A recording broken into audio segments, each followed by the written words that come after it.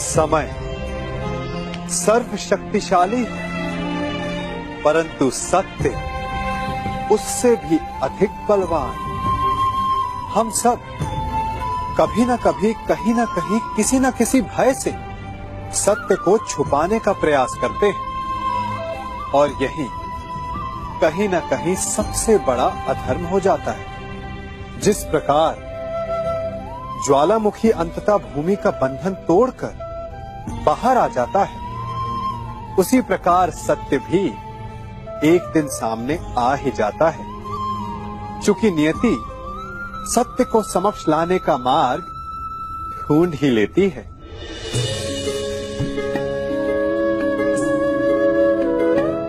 सत्य उस सूरज की भांति है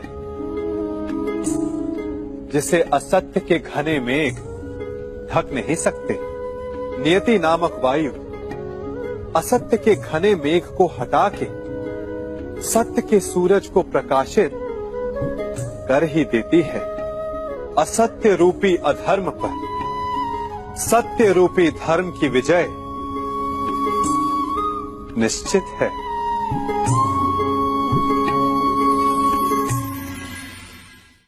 संसार का सबसे बड़ा पाप क्या है? असत्य बोलना, हत्या कर देना, चोरी करना या किसी का अपमान करना। संसार का सबसे बड़ा पाप है किसी निर्बल को सताना, और संसार का सबसे बड़ा दंड भी उस निर्बल के मुख से निकली हाय है। आप देख रहे हैं मैं क्या कर रहा हूं? मैं लौह पिघला रहा हूं,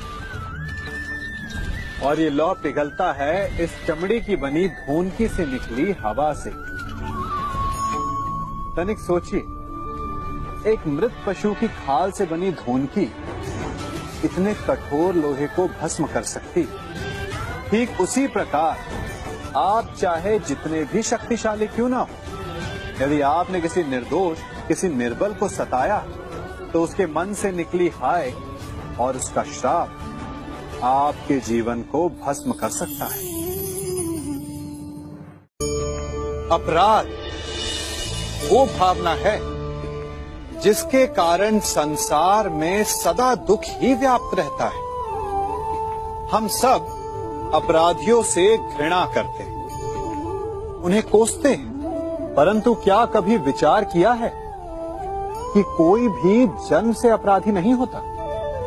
तो ऐसा क्या कारण है कि कोई इतना बुरा बन जाता है कि वो बुराई की सीमाएं ही पार कर जाए? कारण है कामना। यदि कामना पर नियंत्रण ना रखा जाए, यदि कामना को पूर्ण करने के लिए परिश्रम ना किया जाए, तो वो तृष्णा में बदल जाती है, और तृष्णा लालच में, और लालच छल में, और छल करते ही मनुष्य अपराध की ओर अपने पग बढ़ा देता है। इसलिए ये अत्यंत आवश्यक है कि मन की कामनाओं पर नियंत्रण रहे। यदि मन पर नियंत्रण रहेगा तो अपराध पर स्वयं ही नियंत्रण हो जाएगा।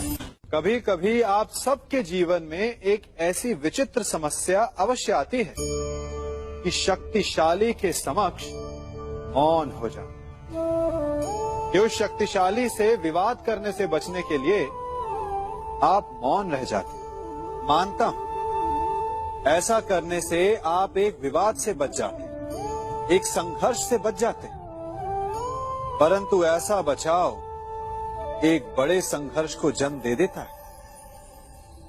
कैसे? हमारा मौन रहना अनजाने में उसका समर्थन बन जाता है, और वो स्वयं को अधिक शक्तिशाली अनुभव करता है, और यहां से हमारा दमन प्रारंभ हो जाता है। एक के बाद एक हम अन्याय में अनचाहे रूप से सम्मिलित होते चले जाते। तो इसका तोड़ क्या है? ये समझने के लिए ये जानना आवश्यक है कि ऐसी कौन सी बात है जो आपको विरोध करने से रोकती है। ये सामने वाले की शक्ति नहीं जो आपको रोकती है, ये आपके भीतर छिपा भय है जो आपको रोकता है। हाँ, कभी कभी भय आपकी सुरक्षा अवश्य कर सकता है, परंतु साथ साथ ये भी जानना आवश्यक है कि ये भय ही है जो आपको मौन भी रखता है। इसलिए अपने मन से भय को निकालिए और खुलकर अनीति का, अन्याय का विरोध कीजिए और फिर देखिएगा आपका मन कितना मुक्त, कितना हल्का अनुभव करेगा। हम सबके जीवन में एक समस्या अवश्य आती है कि किसके समक्ष झुका जाए और किसके समक्ष ना झुका जाए। अधिकतर लोग ये कहते हैं कि एक स्वाभिमानी किसी के समक्ष नहीं झुकता, तो कुछ लोग ये कहते हैं कि जिसका आकार बड़ा होता है वो झुका हुआ है। विभिन्न मत हैं इस विषय में, परंतु सत्य क्या है? क्या आपने कभी इस सत्य को जानने का प्रयास किया? विचित्र पहेली है ना? वास्तविकता में ये सब परिस्थिति जन्य है। परिस्थिति के अनुसार झुकना भी उचित है और परिस्थिति के अनुसार ना झुकना भी। यदि आपको ऐसा लगे कि ये बात अनुचित है, आपके मन, आपकी आत्मा से ये स्वर उठे कि ये अनुचित है, तो ना झुकिए। ऐसा करना आपकी आत्मा को उठा देगा। और यदि आपको ऐसा लगे कि किसी की बात उचित है, परंतु अपनी आयु, अपने पद, अपने अहंकार के कारण उस बात को आप मान नहीं पा रहे, तो तुरंत नतमस्तक हो जाइए, तुरंत झुक जाइए, क्योंकि ऐसा करने से आपके अहंकार का आकार कम हो जाएगा और आपके व्यक्तित्व का कद और बढ़ जाएगा। आप सब ने अपने जीवन में एक कहावत तो सुनी ही होगी कि एक चुप 100 को हराए। सुनी है ना? और इसीलिए कई बार हम जीवन में चुप रहते हैं, मौन रह जाते हैं, क्योंकि ये सत्य है कि एक मूर्ख के लिए मौन रहने से अधिक श्रेयस्कर उत्तर और कुछ भी नहीं हो सकता। परंतु क्या जीवन में सदैव मौन रहना, सदैव चुप रहना क्या उचित होता है? नहीं। जहां पाप का बल बढ़ रहा, जहां छल हो रहा, वहां मौन रहने से अधिक गंभीर अपराध और कुछ नहीं हो सकता। मौन रहकर कदाचित आप समस्या से बच जाएं, परंतु आप संसार को समस्याओं में उलझा देते हैं। इतिहास साक्षी है कि पापियों के उद्दंडता ने संसार को इतनी हानि नहीं पहुंचाई जितना कि सज्जनों के मौन ने पहुंचाई।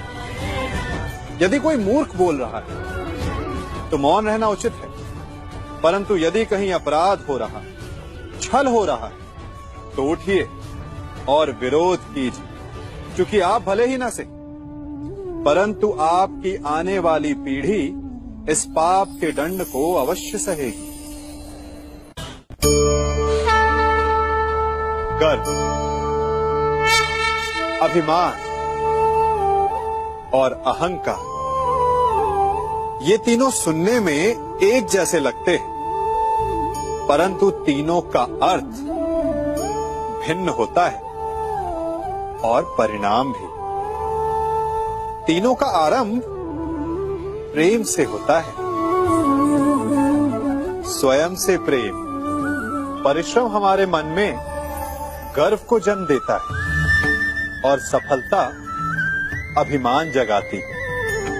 यहां तक ठीक है, परंतु जब ये भावना अहंकार बन जाती है, तब वो समस्या बन जाती है, क्योंकि सबसे बुरा अंत अहंकारी का ही होता है।